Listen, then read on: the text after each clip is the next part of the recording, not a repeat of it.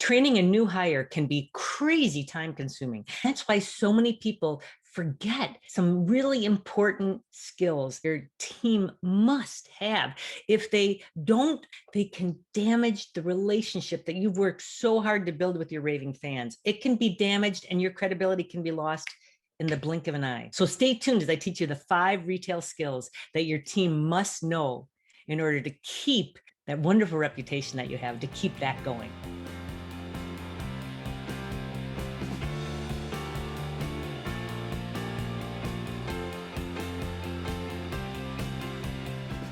Hey there, I'm Kathy Donovan Wagner, founder of Retail Mavens and mother of America's most fun family. And my mission is to help independent retailers, brick and mortar and e-commerce, improve their profits and sleep better.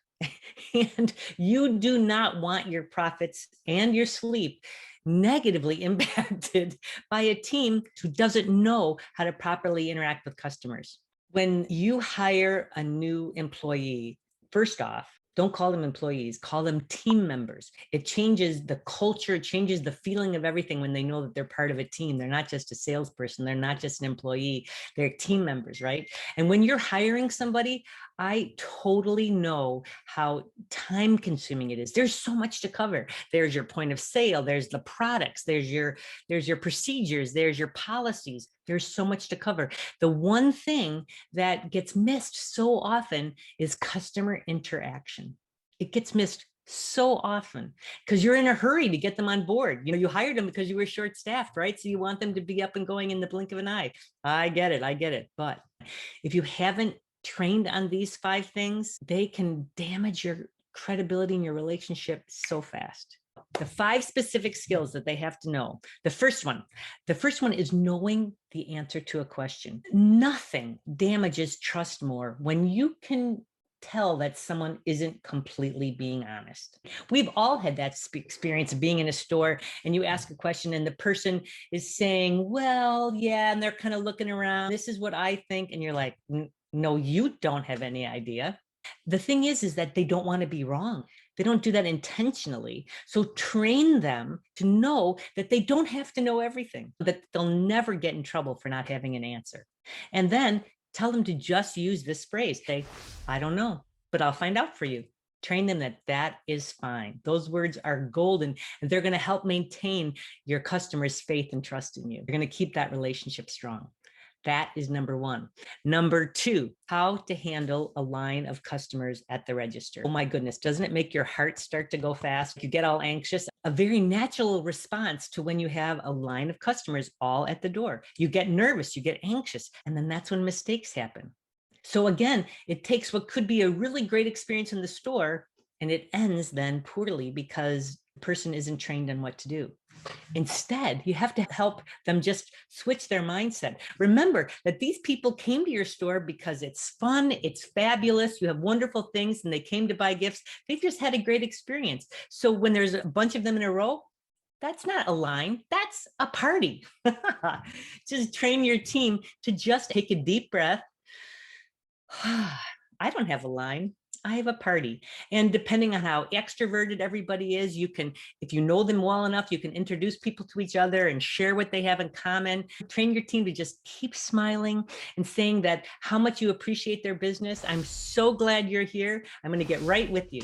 And when you say that with a big smile on your face, that's all people want. That last person in line back there, they just want to meet your eye and know that they're seen, know that you know that they're waiting and that you're going to be right there. That's all it takes to secure the sale, to make sure that the person doesn't leave, and to keep that relationship with your store so strong. We have to train them what to do when there's a line. It's a party, and I'm so glad you're here. I'll be right with you, and meet them in the eye.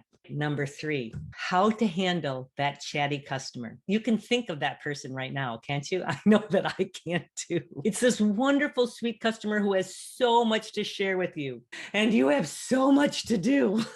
and there's a line at the counter. Yeah, of course there is. Listen, you don't want to hurt any feelings, right? Of course not. But you do have to get back to work. So train your team to look them in the eyes, smile, and say, I would love to hear so much more about this, but there's someone over there that needs my help. I'll be right back to check on you.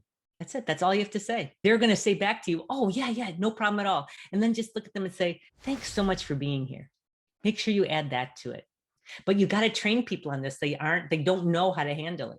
Number 4, how not to miss ringing up things at the register. As an owner, it was something that I always did. I didn't know that my team didn't do it, that I had to train them on it. But of course, right? At the end of every sale, train your team to make sure that they are looking at the number of items rung up on the point of sale and that they're going to compare it to the number of items in the bag. It doesn't take long, just a second. But it makes such a big difference. During busy times, when you have a big event going on or a big sale or something, make sure you schedule 2 people at the register and make sure that one person is just responsible for ringing. So they're paying attention to making sure that they're doing all that right. And the other person then is responsible for counting and bagging and talking to everybody. But no matter what, make sure that you're always counting, comparing to the register. It saved, or should I say made, me so much money. Number 5. How to politely ask a team member a question when they're with a customer. There's really 2 steps to this. So the first step is to try and just catch their eye, like stand behind the customer and try and just catch their eye, as opposed to like shouting from across the store. Hello, I actually had that happen to me. When I'm talking to a customer, they shouted across the store. I was so embarrassed. Or another way you can do it is to use a secret sign. I just used what I did with my kids. When my kids wanted my attention, they would touch my elbow, and then I knew that they needed me and they didn't have to say a word. Step 2 to it, you can teach them to say, excuse me, I'm sorry to interrupt. May I ask you a quick question? Again, it's super polite. People are going to say, oh, yeah, sure, of course, of course. Much better than hearing someone scream across the store for you.